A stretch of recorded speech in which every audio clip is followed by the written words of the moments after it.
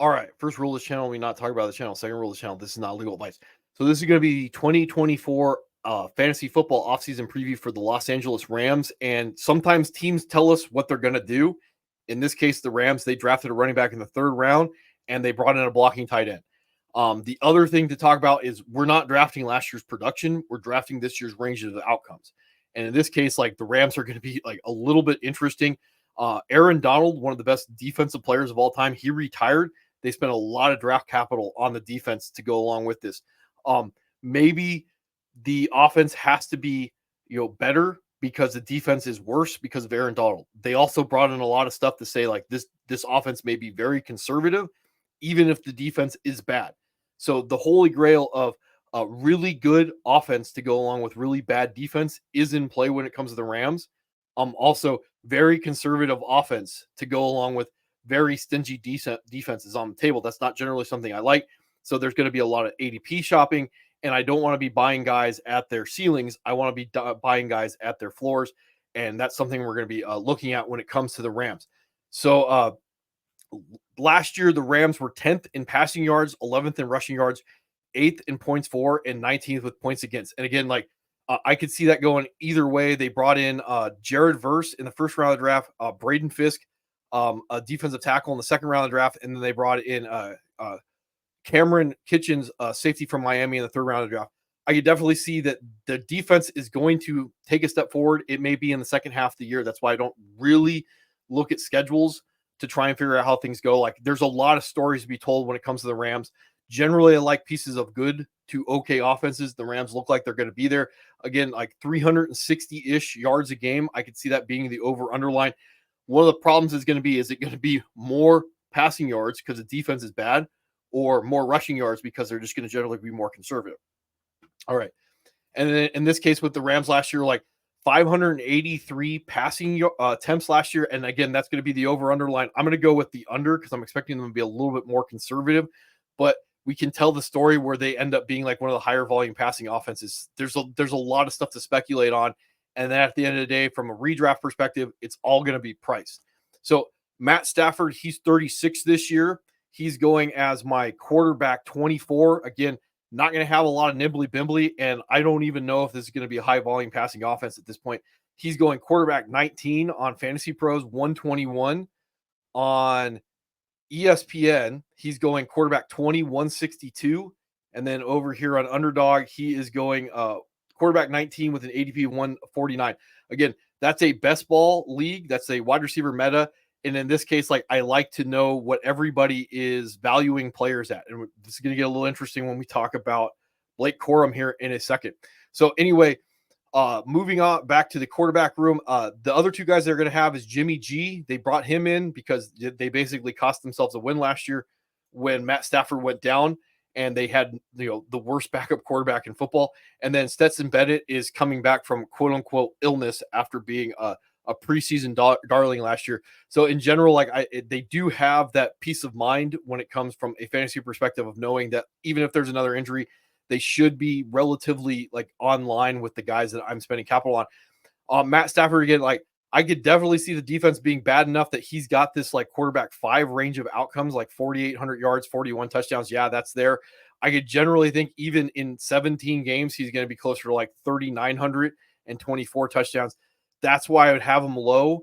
In the case of how I'm going to win my fantasy league, like those rushing upside quarterbacks are probably going to have a lot more value to have a road to win a league. So like in that quarterback chicken, one quarterback league, maybe there's some value if I'm going to be stacking with like Puka or Cooper Kupp. Outside of that, like I want to be going in different directions. And if I'm looking at like a Matt Stafford, I'm definitely going to be thinking like, even to get ugly with like a Drake May, if he's available, or Will Levis, Caleb Williams, like, and again, like guys like Caleb Williams are going to be going earlier in most drafts than Matt Stafford anyway. I just don't know how I would be pulling the trigger on a Matt Stafford, and really trying to have a road to have an advantage from the quarterback position. All right, running back room. This is more stuff that I really like breaking down. So Kyren Williams, he is my running back 13. He fell from like running back 3 before the draft to running back 13 because that Blake Corum selection in the 3rd round. He's going running back 8 on Fantasy Pros, running back 19 or 19 overall. On ESPN, he's going running back 6, 11 overall. And then overall on Underdog, he's going running back 8 with an ADP of 25.5. So 2 things we want from a running back is going to be red zone opportunity and passing work, design passing work. And that's what Kyren Williams was last year. One of the true bell cows in the league when he was healthy, like at like 95 to 100% of snaps. Blake Corum comes in automatically 3rd round draft pick. Like they're going to eat into each other to some degree. It just becomes like, is he going to be like a 70% back, or is this going to be something like a 50-50 timeshare? And I do have the Lions pulled up last year with Jahmyr Gibbs and David Montgomery. And after Jahmyr Gibbs got through his growing pains and then the David Montgomery injury, by the end of the year in the playoffs, like these 2 guys are basically like 50-50 coin flip. And it's like your guess is as good as mine who's going to be on the field. Then it turns into usage. And there's so much redundancy between Kyren Williams as a pass blocker and Blake Corum. And they're both like better football players than they are athletes. They're going to be what they're supposed to be. They're going to do what they're supposed to do. They're going to pick up the blitz. At best, you're looking at like a 60-40 or 70-30 split with Kyren Williams and Blake Corum. At worst, again, you're looking at like Jahmyr Gibbs and David Montgomery and who happens to be on the field when they fall into the end zone. So Blake Corum, he's my running back 17. He's going running back 43 on Fantasy Pros, 133 overall. On ESPN, he's all the way down here at running back 46, 138. And on Underdog, he's going as running back 39 with an ADP of 122. Best Ball League, they're expecting that there are going to be some spike weeks with Blake Corum this coming year. The other thing to think about this is last year, David Montgomery was going about like running back 20. The writing was on the wall that he was going to be able to return on investment and had top 10 running back if Jahmyr Gibbs went down. Well, that happened. And the same thing with Blake Corum this year. It looks like you got running back 2 written all over him and top 10 running back if Kyren Williams goes down. He's going at a draft range at 138 overall on ESPN and at 133 overall on Fantasy Pros. That what's it going to cost me to be wrong at this point? And that's nothing. So like to definitely have maybe a starting running back, even if it's like at that like lower level replacement like level, that's something I'd be looking at. I'm like really excited about Blake Corum. I don't know if he's necessarily on my draft list because it takes an injury for him to be a league winner, but he's up there as somebody I'm really interested in. The other thing is I don't know how I would feel good at drafting Kyren Williams at the draft capital it's going to cost. 11 overall. If he's a running back 2, you're staring at a guy that's like probably not even being drafted at his ceiling. He's going above his ceiling overall with that story that we're going to tell in this case. Other things, let's see. They did bring in Boston Scott from the Eagles with the expectation he's probably going to play some special teams. Ronnie Rivers is back. He's probably going to play some special teams. Both these guys will probably eat into Kyren Williams or Blake Corum if they go down. The other one goes down. So that you're probably still not going to get like 80 or 90% snaps.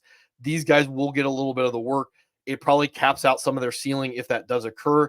Zach Evans, the 6th round draft pick, at this point, I'm going to guess he's gone.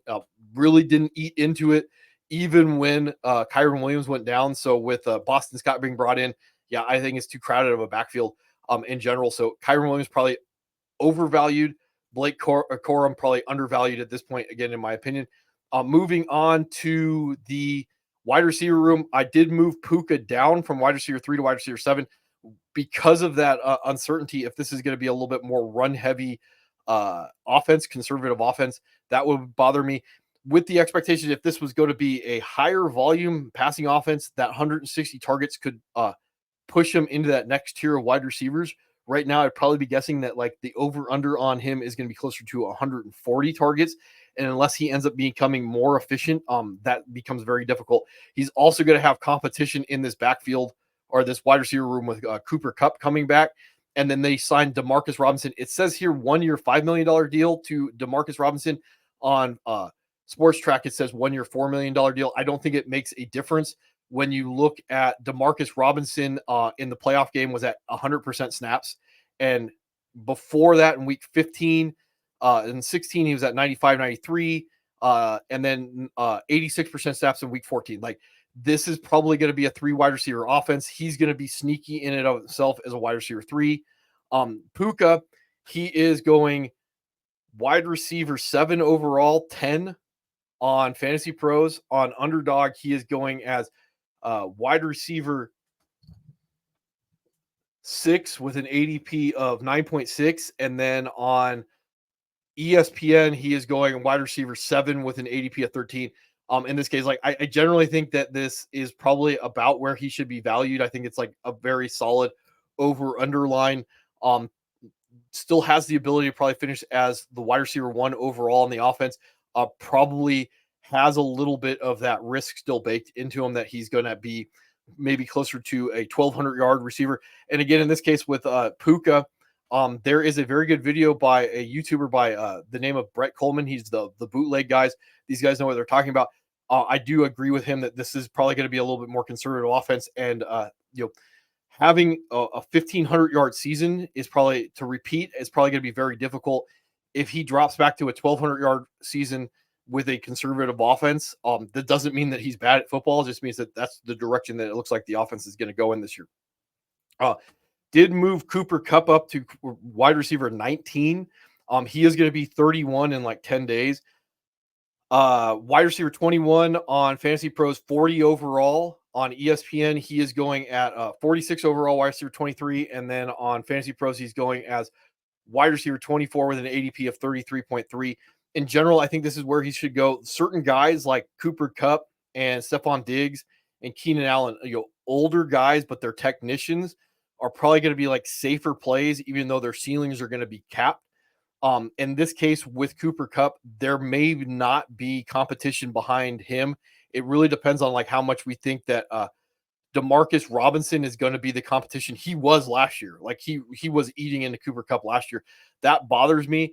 And guys like Cooper Kupp and Stephon Diggs and Keenan Allen are going to be very volatile for me. The draft during the offseason, these are the guys that I generally do not do well with because of trying to bake that risk and reward into these guys that may end up just being punts. So like Cooper Kupp doing like, if he stays healthy, like 1,000 yards, like 6 or 7 touchdowns, like 1,100 yards, probably going to be within his range of outcomes. Also with 31, probably going to be a guy that I would just generally say should be someone else's problem. Should also be a guy that has a lot of upside, knowing that he has like a sub-elite season under his belt. From a fantasy perspective, like taking the chance that a guy is going to regress forward is probably not the greatest thing in the world to do, but we can at least tell that story when it comes to Cooper Kupp. All right.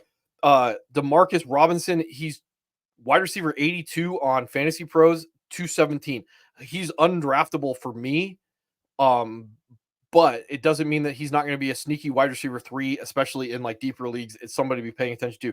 On Underdog, he is going wide receiver 82 with an ADP of 187. And then on ESPN, he is wide receiver 73, like 102. That's probably about where he should go. Again, part of the reason why he's going to have value, especially in deeper leagues, is if we expect that Cooper Kupp continues to take a step back because of age, he would be the guy that theoretically would step in. He was already doing that. All right. Also going to have Tutu Atwell. He basically fell out of the offense with Puka Nacua taking over, Demarcus Robinson eventually taking over, and then Cooper Kupp coming back.